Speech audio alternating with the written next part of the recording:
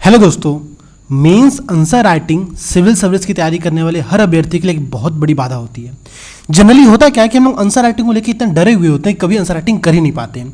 और इसी संदर्भ में यूपीएससी हिंदी का जो डेली आंसर राइटिंग प्रोग्राम है सृजन, वो बहुत मददगार साबित होता है। अगर आप लोगों को ध्यान होगा दोस्तों, आज सृजन के अंतर्गत जितने भी सृजन के दोस्त हमारे होंगे जिन्होंने सृजन बैच को ज्वाइन किया होगा, उनको पता होगा आज डे 3 के अंतर्गत वहां पर 2 प्रश्न उनको दिए गए होंगे। ठीक है, आप सभी जानते हैं कि सृजन में हम लोग करते क्या है, हम लोग आपको 2 टॉपिक पहले बता देते हैं। ठीक है, तो आज की इस क्लास के अंतर्गत हम लोग करने ये वाले हैं इन टॉपिक की मदद से। ठीक है, मेंस के आंसर राइटिंग कैसे किया जाए, आंसर राइटिंग के स्ट्रक्चर को तैयार कैसे किया जाए और सृजन का सबसे अधिकतम लाभ कैसे लिया जाए, इन सब बातों पर यहां पर चर्चा करने वाले हैं। ठीक है, ध्यान दीजिएगा। देखिए दोस्तों, हमारा डे 3 के अंदर जो टॉपिक था वो GS paper 3 general study paper 3 के अंतर्गत के टॉपिक से दिया गया था। आप लोगों को पता होगा दोस्तों, तो मैंने बार बार आप लोगों से बोला है कि जो सिलेबस के पॉइंट्स हैं वो आप लोगों को एटलीस्ट याद होने चाहिए, ताकि क्या हो, जब आपके सामने प्रश्न आए, जब टॉपिक आपके सामने आए, तो आप ये बात खुद सोच सको, माइंड मैपिंग कर सको कि वो सिलेबस की किस पोर्शन से प्रश्न को दिया गया। जैसे कि यहाँ पर आप एग्जांपल देखिएगा, 2 टॉपिक है यहाँ पर। ठीक है, एक टॉपिक क्या कह रहा है कि जलवायु परिवर्तन के कारण सुरक्षा संबंधी चुनौतियां, जो सिक्योरिटी चैलेंजेस उत्पन्न हो रहे हैं, क्यों? क्योंकि due to the climate changes. ठीक है, एक टॉपिक यहाँ पर आप लोगों को ये दिया गया है। और अगला टॉपिक क्या है, वो है ट्रांसफैट। ठीक है, ट्रांसफैट, ये 2 टॉपिक यहाँ पर आप लोगों को दिए गए हैं डे 3 के अंतर्गत। अब ध्यान दीजिएगा, जीएस पेपर 3 के अंतर्गत दोस्तों यहाँ पर जो टॉपिक्स हमारे आते हैं वो है, एक आपका टेक्नोलॉजी है, एक इकोनॉमिक डेवलपमेंट है, बायोडाइवर्सिटी है, इन्वायरमेंट है, सिक्योरिटी और डिजास्टर मैनेजमेंट। ये कुछ टॉपिक यहाँ पर आप लोगों का पेपर 3 के अंतर्गत दिया गया है। ठीक है, अब बात को समझने का प्रयास करेगा। हम लोग को इस पूरे सिलेबस का, इस पूरे जो सृजन का स्ट्रक्चर है, उसको कैसे यूज करना है, इस बात को समझने का प्रयास करिए। ये टॉपिक आप लोगों को अभी 10 दिन पहले से दिया जा चुका है और यहाँ पर आप देखिए तो हर दिन का कौन से टॉपिक यहाँ पर कंसीडर किए जाएंगे, किस टॉपिक से प्रश्न आएगा, वो सारे टॉपिक यहाँ पर आप लोगों को लिख करके हर दिन के हिसाब से दिया गया है। ठीक है, अब हम लोगों को करना ये चाहिए, जो भी एस्पिरेंट सृजन ज्वाइन किया होगा जिन्होंने, उनको करना ये चाहिए था कि ये टॉपिक आप लोगों को जो क्वेश्चन मिलने से पहले, क्वेश्चन आप लोगों को आज मिल चुका होगा, अभी हम लोग क्वेश्चन को भी देखें और क्वेश्चन के हिसाब से स्ट्रक्चर करने का प्रयास करेंगे। आप लोगों को करना ये चाहिए कि पहले तो ये पता करिए कि ये दोनों टॉपिक सिलेबस से कहां से दिए गए। जैसे कि security challenges due to the climate change जो टॉपिक है, वो आप लोगों का पेपर 3 के अंतर्गत जो सिक्योरिटी का ये पूरा टॉपिक है ना दोस्तों, यहां से लिया गया है। और सिर्फ सिक्योरिटी का ये इंडिविजुअल टॉपिक नहीं है, इसमें सिक्योरिटी और इसके अलावा, ठीक है, जो आपका बायोडाइवर्सिटी है, जो इन्वायरमेंट का सेक्शन है, उसको दोनों को मर्ज किया गया है।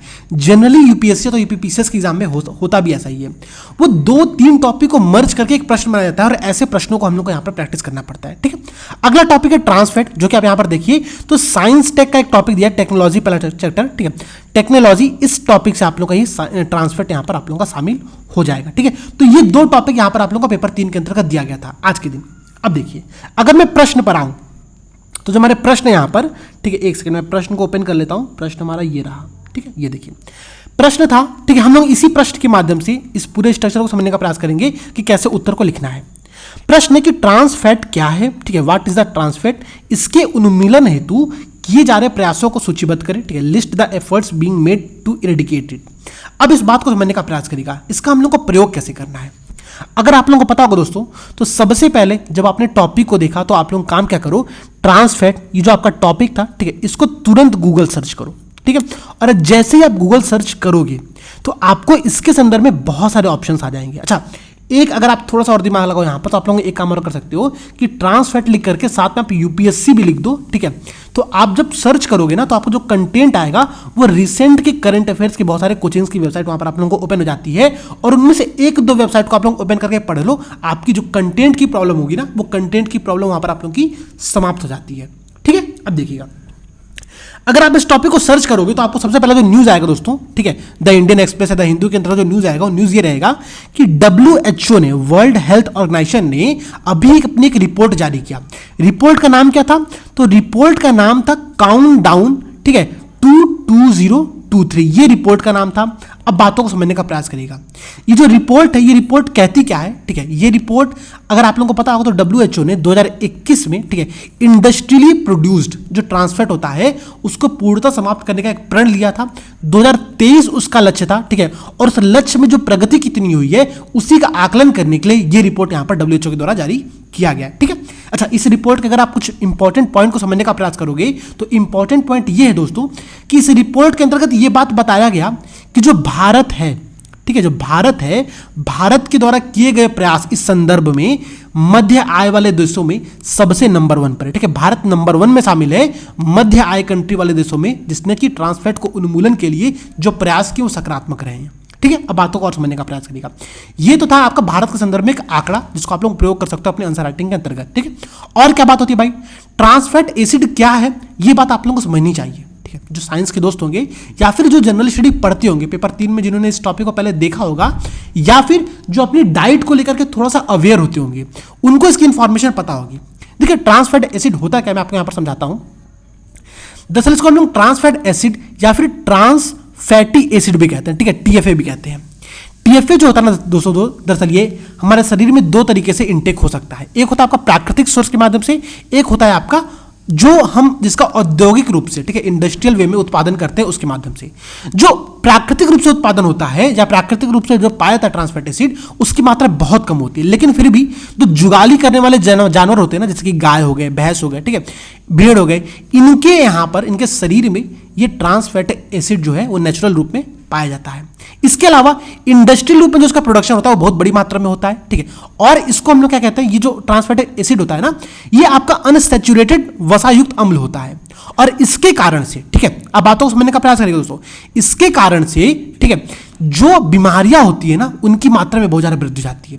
जो हृदय के रोग होते हैं, जो आपका ये करता क्या, दरअसल जो गुड कोलेस्ट्रॉल होता है उसकी मात्रा को कम कर देता है और बैड कोलेस्ट्रॉल को बढ़ा देता है। इसके अलावा जितने हार्ट डिसीज होते हैं, ठीक है, जैसे कि आपका हार्ट अटैक की जो बीमारियां होती हैं, उन बीमारियों में वृद्धि कर देता है। अगर मैं यहाँ पर आपको एक WHO का एक आंकड़ा दूं, ठीक है, जो कि आंकड़ा आप लोगों को पता होना चाहिए, और इस आंकड़े को आप लोग मैं सिर्फ कहानी के लिए नहीं बता रहा हूं, इस आंकड़े को आप लोग नोट कर लेना और अपनी जो शॉर्ट नोट की आपकी कॉपी होगी, ठीक है, अभी मैं उस पर भी डिस्कस करूंगा कि शॉर्ट नोट बनाना कैसे है। ठीक है, अब देखिएगा, WHO के अनुसार पूरे विश्व भर में, ठीक है, 1 साल के अंतर्गत करीब 5.5 लाख मौतें जो होती हैं वो ट्रांस फैट एसिड के सेवन के कारण से होती है। ठीक है, इसके अलावा अगर मैं भारत के संदर्भ में आपको आंकड़ा दूं तो भारत में करीब 60,000 मौतें प्रतिवर्ष ट्रांस फैट एसिड के सेवन के कारण से होती हैं। अब चूंकि ट्रांस फैट एसिड इतना खतरनाक होता है, इतना नुकसानदेह होता है, इसके जो इफेक्ट होते हैं, जो इंपैक्ट होता है, हार्मफुल इंपैक्ट होता है, इसलिए इसको समाप्त करना बहुत आवश्यक है। और इसी को उन्मूलन के लिए, ठीक है, बहुत सारे प्रयास किए गए हैं। प्रश्न को समझने का प्रयास करिएगा। ठीक है, प्रश्न देखिए, अब मैं यहां पर आप लोगों के प्रश्न पर वापस आ जाता हूं। प्रश्न जो था, प्रश्न बेहद सिंपल था। ठीक है, प्रश्न क्या था, प्रश्न था कि ट्रांस फैट क्या है, इसके उन्मूलन के लिए कौन से प्रयास किए गए हैं। यहां पर हम लोग क्या करेंगे, किसी भी आंसर का जो स्ट्रक्चर होता है ना, वो 3 तरह का होता है। ठीक है, मतलब 3 पार्ट होते हैं स्ट्रक्चर के। एक होता है इंट्रोडक्शन, एक होता है आपका मेन बॉडी, एक होता है आपका कंक्लूजन। ध्यान दीजिएगा। ठीक है, इंट्रोडक्शन में हम लोग क्या लिखते हैं, तो इंट्रोडक्शन में जनरली हम लोग किसी करंट अफेयर्स से जोड़ते हुए, ठीक है, कोई फैक्ट देते हुए, यहां पर किसी रिपोर्ट का प्रयोग करते हुए अपने इंट्रोडक्शन को अच्छा करते हैं।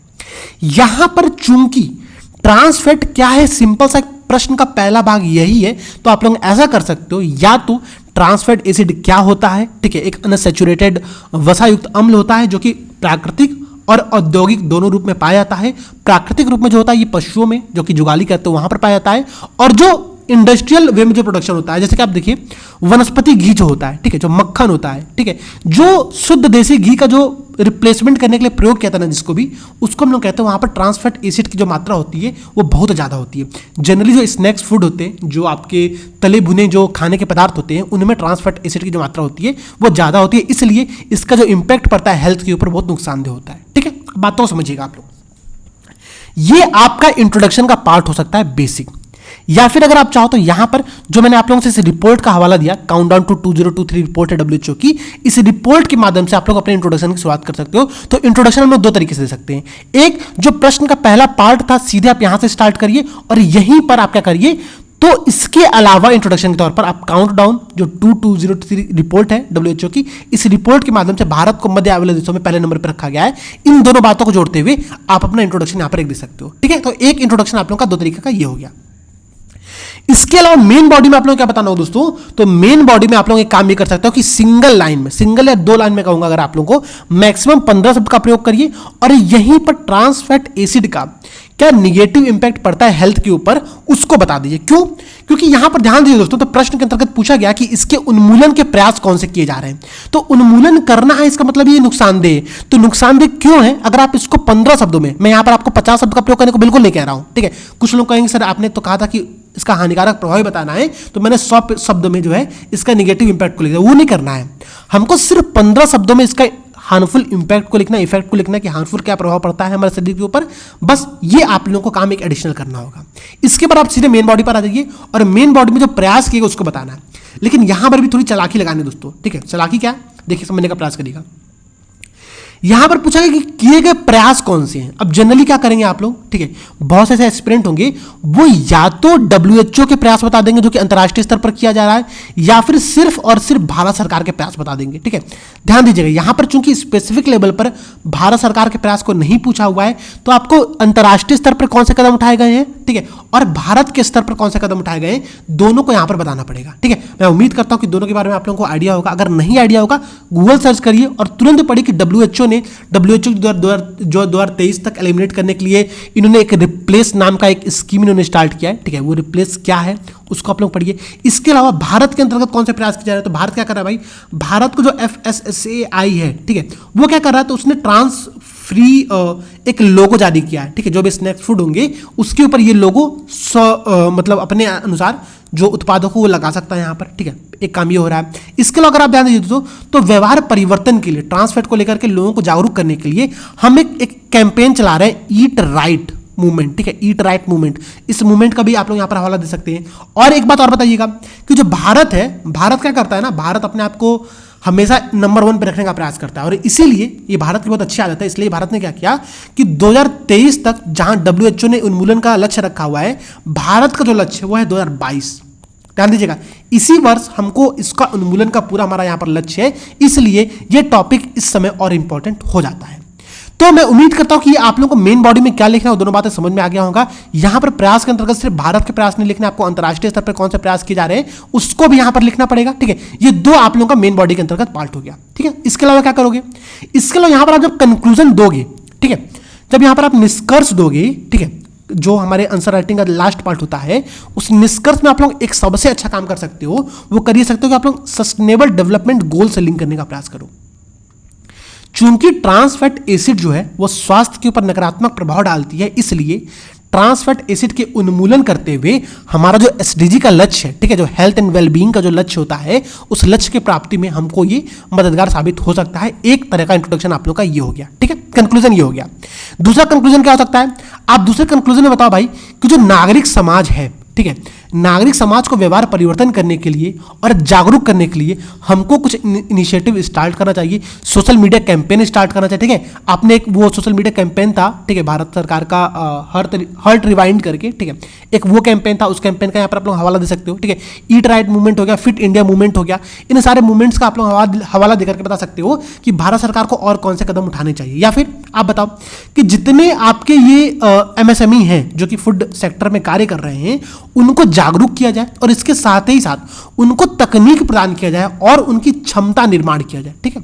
अब आप ये बताओ, आपके जो घर के बगल में जो हलवाई होगा, जो समोसा बेचता होगा, उसको अगर पता ही नहीं कि ट्रांस फैट एसिड क्या होता है और उसकी अल्टरनेटिव तौर पर आप क्या प्रयोग कर सकते हो, तो वो क्या कर सकता है, तो उसका क्षमता निर्माण हमको बेहद आवश्यक है और साथ ही साथ उसको हमको कोई अल्टरनेटिव विकल्प हम उसको दें, कुछ तकनीक ऐसे प्रोवाइड करें कि वो ट्रांस फैट एसिड का जो प्रयोग है उसको कम कर सके या फिर उसकी प्रॉपर निगरानी कर सके, हाँ भाई ट्रांस फैट एसिड कहीं ज्यादा तो नहीं हो रहा है, ठीक है। तो ये काम आप लोग कंक्लूजन में दे सकते हो। ध्यान देना, मैंने क्या किया, मैंने प्रश्न के कंटेंट में क्या क्या चीजें हो सकती हैं, कैसे हम लोग को उत्तर लिखना चाहिए, और इसके साथ ही साथ मेन बॉडी, इंट्रोडक्शन और कंक्लूजन, इन तीनों पर हमने विस्तृत चर्चा किया है। अच्छा, एक जो बेसिक रूल होता है हमारा दोस्तों, रूल ये होता है कि 7 मिनट और 9 मिनट का रूल, ठीक है। मैं उम्मीद करता हूं कि ये रूल आप लोगों को पता होगा। जो प्रश्न छोटे आंसर वाले होते हैं, ठीक है, अगर आपको तो 125 से 150 शब्द वाले जो प्रश्न होते हैं उनमें आपको 7 मिनट का समय देना चाहिए, और जो 9 मिनट वाले प्रश्न होते हैं, ठीक है, जिसमें आपका 200 से लेकर के, ठीक है, 225 या 250 शब्द के जो प्रश्न होते हैं उनमें आपको 9 मिनट का समय यहाँ पर देना चाहिए, ठीक है। मैं उम्मीद करता हूँ जो दोस्त पहली बार आंसर राइटिंग कर रहे होंगे उनके लिए ये टास्क थोड़ा सा मुश्किल होगा, ठीक है। तो आप इस टास्क पर अभी मत भिड़ो। जो भी दोस्त पहली बार आंसर राइटिंग कर रहे हैं वो एटलीस्ट 1 महीना बिना टाइम लिमिट के आंसर राइटिंग करें, ठीक है, बिना टाइम लिमिट के। हो सकता हो कि उनको एक प्रश्न का उत्तर लिखने में 1 घंटे का समय लगे, प्रॉपर समय दीजिए, बिल्कुल परेशान होने की आवश्यकता नहीं है, समय प्रॉपर दीजिए, ये आपको बेहद काम करेगा, ठीक है। तो ऐसे आप लोग उत्तर लेखन करते रहिए। इसके साथ क्या करना है आप लोगों को, जब सृजन की कॉपी चेक होकर के आप लोगों को मिले ठीक है। तो आप लोग कॉपी के अंतर्गत जो नए पॉइंट बताए गए हैं उसको आप लोग शॉर्ट नोट में कहीं पर नोट कर लो, या फिर अगर आप मॉडल उत्तर देख रहे होगे, ठीक है, इस बार मॉडल उत्तर बहुत शानदार लिखा जा रहा है, ठीक, तो मॉडल आंसर जो आप लोगों को मिल रहा होगा उस मॉडल आंसर में जो भी एक्स्ट्रा की पॉइंट्स आप लोगों को बताया गया जो कि आपके उत्तर में शामिल नहीं है, उस की पॉइंट्स को आप अपने शॉर्ट नोट में शामिल करो। शॉर्ट नोट बनाना कैसे है? तो शॉर्ट नोट बनाना आप लोगों को दोस्तों ऐसे है, ठीक है, उत्तर अभी आप लोगों को दिख गया होगा लेकिन मैं उत्तर आप लोगों को दिखाऊंगा नहीं। जो आपकी A4 सीट होती है, ठीक है, A4 सीट में आप 5 पार्ट करो, ठीक है, 5 पार्ट करो आप लोग प्रॉपर, और उस 5 पार्ट में पहले पार्ट में पहले प्रश्न का शॉर्ट नोट बनाओ, दूसरे में दूसरे का शॉर्ट नोट बनाओ, और तीसरे में ऐसे करके मतलब एक कॉलम में एक जो आपका ये प्रॉपर रो बन रहा है इसमें आप लोग एक प्रश्न का शॉर्ट नोट तैयार करो, ठीक है। ध्यान देना, एक A4 सीट पर आप लोग करीब 10 क्वेश्चन के शॉर्ट नोट बना सकते हो मेंस के अंतर्गत, और शॉर्ट नोट इससे लंबा नहीं होना चाहिए। अगर लंबा होता है तो शॉर्ट नोट किसी काम का नहीं रह जाएगा, ठीक है। उम्मीद करता हूं कि क्लास आप लोगों को अच्छी लगी होगी। अगर अच्छी लगी है तो वीडियो को लाइक जरूर करना, और इस वीडियो के डिस्क्रिप्शन में मैं बहुत सारी क्लासेस की लिंक आप लोगों को दूंगा जो कि आंसर राइटिंग के लिए बेहद इंपॉर्टेंट होता है, तो उसको जरूर देखना, ठीक है। जय हिंद दोस्तों।